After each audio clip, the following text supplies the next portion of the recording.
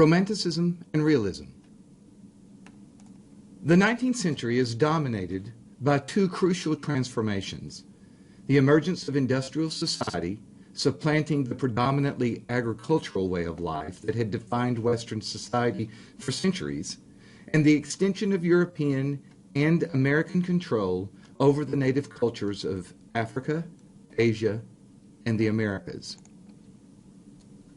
These two forces, industrialization and imperialism, gave rise, especially in the last half of the century, to many of the characteristics that still define Western culture today.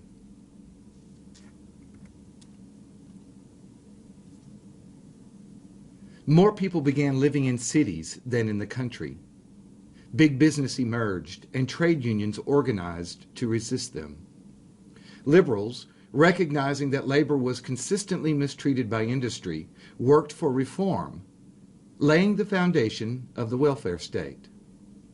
Socialism, which decried the control of production by the wealthy few, became a central force in the political life of the West. Seeking work, literally millions of workers immigrated, especially from Eastern Europe to the United States, where, by 1890, fully 3/4 of the population was foreign-born.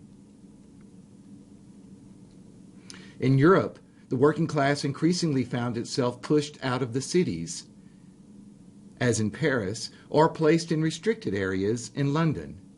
Where tenements had once stood, the new bourgeois middle class gentrified the cityscape, creating parks, wide streets, and shopping districts. For the first time in history, a large percentage of the population had the time and money to indulge in leisure entertainment and activities. Increasingly, the populations of the West began to assert their ethnic, linguistic, and cultural identities, and the nation-state as we know it began to take shape. Germany became unified in 1871.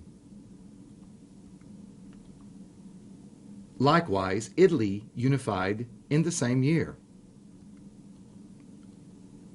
France, England, Germany, and Russia all competed to assert their national supremacy by gaining control of vast reaches of Africa and Asia.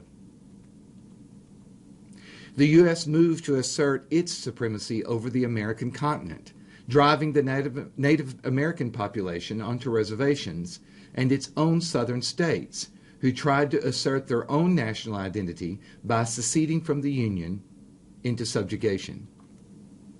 All of this required great military expenditure, and the foundations of modern warfare were placed.